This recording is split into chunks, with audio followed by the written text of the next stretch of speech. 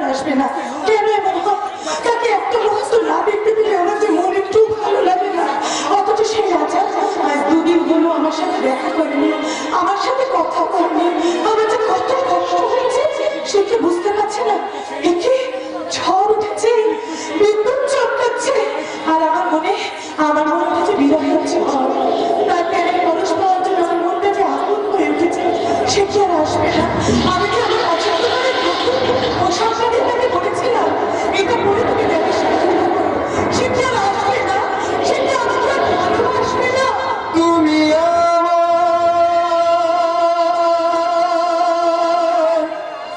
আশা, আমি তোমার ভালোবাসা, আশা আশা আশা, ভালোবাসা ভালোবাসা ভালোবাসা।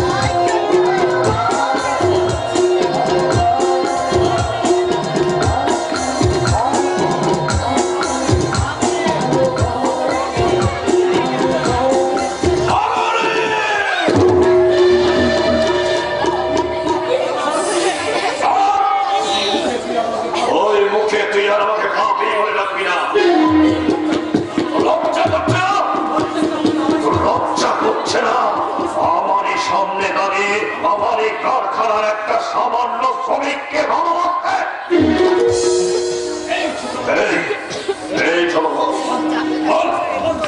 কোন সাহসে তুই আমার বাড়িতে দাঁড়িয়ে আমার মেয়ের দিকে হাত বাড়িয়েছিস?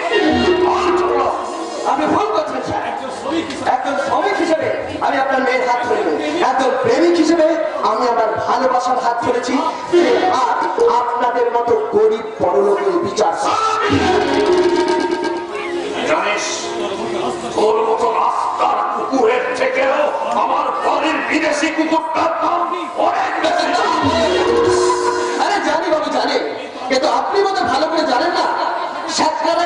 সোনাকে চিনতে পারে না বলে গোষ্ঠী পাথরের দরকার হয়। আর সেটা জানতে বলি ওই জনির মতো বীরের ঝোলা কুত্তাদেরকে মাথায় তুলে ধেই ধেই করে নাচতে শুরু করে। আমি জানতে চাই তুই আমার মেয়ের সঙ্গে মেলামেশা বন্ধ করবি কিনা? আগে না, যতক্ষণ প্রাণ থাকে আমি আমি আমি আমার ভালোবাসার হাত কিছুতেই ছাড়তে পারবো না। যাকে আমি একবার মন প্রাণ দিয়ে ভালোবেসেছি আমার জীবন থাকলেও তাকে আমি কিছুতেই ছেড়ে দেবো না। জানি এই দিদির আসমানটি শয়তানটা এত বড় বেরিয়েছে। তোর লজ্জা করে না? তোর লজ্জা করে না? এই একটা ভিখারিকে ভালোবাসে ওই গ্যারেজ পেস্ট্রিটাই ধুলোর সাথে মিশতে দিতে। একটা কথা মনে রাখিস, ভালোবাসা কোনো জাত পাত গরিব বড় লোক দেখে হয় না। এই মন্দিরে প্রসাদ পেতে গেলে সবাইকে একই লাইনে বসতে হয়। মামনি, মামনি, যতই তুই ওকে ভালোবাসিস, ওই রাস্তার ভিখারিটাকে আমি কিছুতেই আমার জামাই বলে মেনে নেব না। যাকে ভালোবাসা আমি মনের মন্দিরে দেবতার আসনে বসিয়েছি, তাকে অপমান করে তুমি নিজেকে অসম্মান করো না নাকি? চুপ কর। আমার সম্মানের কথা যদি তুই ভাবছিস তাহলে এই রাস্তার কুকুরটাকে তুই কিছুতেই ভালোবাসতে পারবি না।